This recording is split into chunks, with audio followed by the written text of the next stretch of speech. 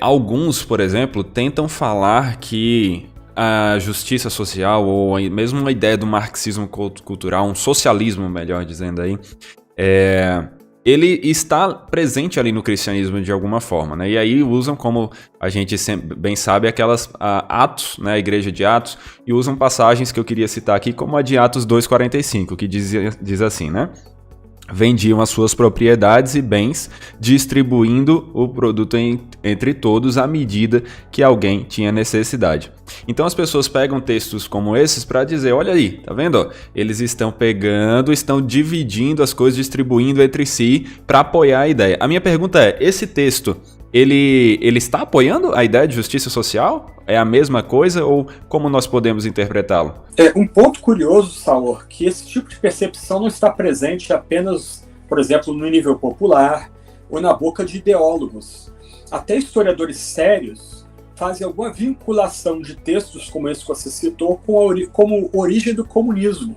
Por exemplo, o Robert Service, no seu livro sobre a história do comunismo, ele vai gastar aí preguiçosamente 2 páginas para tratar desses versículos bíblicos e dizer que o comunismo, de certa forma, tem sua origem na igreja neotestamentária.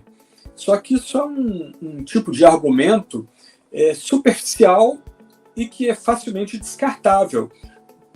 Um ponto. A esquerda, ela eliminou Deus. Né? A esquerda, a extrema esquerda, né, para ser mais preciso, ela criou estados ateus no leste europeu, na Ásia, na África, né? A fé cristã deveria ser banida do espaço público e da esfera pública, né? A expressão de fé, quando muito, era tolerada apenas no âmbito privado ou familiar, ou igrejas que tinham respaldo do Estado, autorização do Estado para funcionar. O fato é que a extrema esquerda, o comunismo, colocou o Estado, que é unipartidário, no lugar de Deus. Então, o Deus transcendente, o Deus soberano, o Deus que se revela, o Deus que é pessoal, mas infinito, foi retirado do quadro de referência, só que ninguém vive sem transcendente. Ninguém vive sem uma expectativa de algo maior do que a gente. Aí foi colocado no lugar de Deus, como um ser transcendente, o Estado, que se confunde com o partido, e com um único partido. Né? No caso, no leste europeu, na cortina de ferro, o Partido Comunista. Né? Então, no processo aí, na mentalidade da esquerda e da extrema esquerda, não é Deus que faz ou implementa a justiça. É o Estado no lugar de Deus que vai fazer a distribuição de renda, é o Estado no lugar de Deus que vai distribuir terras, é o Estado no lugar de Deus que vai punir os maus, e etc. Né? E aí tem os campos de reeducação, polícia secreta, e etc, etc. O que a gente olha nesse texto aí, ou melhor, o que a gente precisa perguntar, Saul, quando olha esse texto, é o seguinte: quem motivava os primeiros cristãos a vender suas propriedades e distribuir o produto para todos? Não é o Estado. É o próprio cristão. O que nós temos, então, na Sagrada Escritura, tanto na ética social do Antigo Testamento, como na ética social do Novo Testamento, é um apelo para que o fiel, o membro da aliança, ele voluntariamente dê dos seus bens para sustentar o próximo. Não há uma coação estatal. Por exemplo, quando a gente lê sobre o jubileu no Antigo Testamento, não é o rei que deveria fazer a distribuição da terra, não era o rei que deveria implementar o descanso da terra, né? É o cidadão de Israel, daquela nação sob a lei divina, que deveria fazer o bem, deveria demonstrar amor pelo próximo. Então, uma grande distinção entre a esquerda e textos como você leu é que, para a esquerda, o Estado impõe a distribuição de renda, a distribuição de bens e produtos. Do outro lado, no cristianismo, há um apelo para que o indivíduo ele faça o bem a todos, sobretudo da família da fé. Né? Então, esse texto de Gálatas é importante, porque parece que uma forma de nós atrairmos o incrédulo para a igreja é que nós cuidamos bem daqueles que são da fé. Então, nós temos irmãos e irmãs desempregados, nós vamos apoiá-los financeiramente e materialmente, enquanto não se abriu a porta para eles terem trabalho. Nós vamos apoiar o órfão, a viúva, o estrangeiro em nosso meio.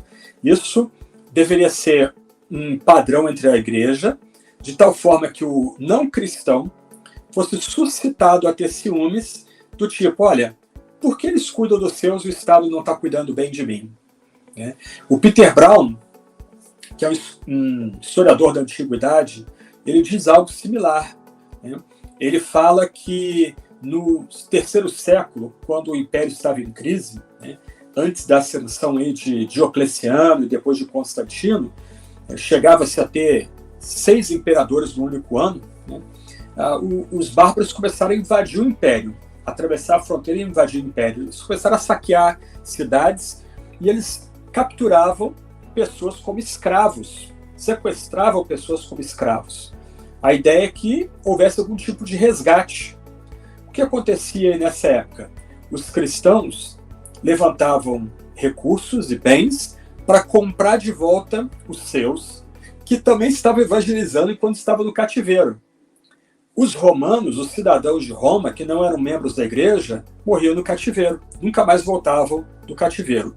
Aí Brown vai dizer, olha, a percepção que se tinha no terceiro século é que era mais vantajoso ser membro da igreja do que ser membro do Império Romano. Então, em alguma medida, quando nós lemos textos como Atos 2:45, nós temos que lembrar que cada um de nós, a começar por mim, temos responsabilidade social com aqueles que estão ao nosso redor. E aqui a ação social aqui não é etérea, ela é concreta.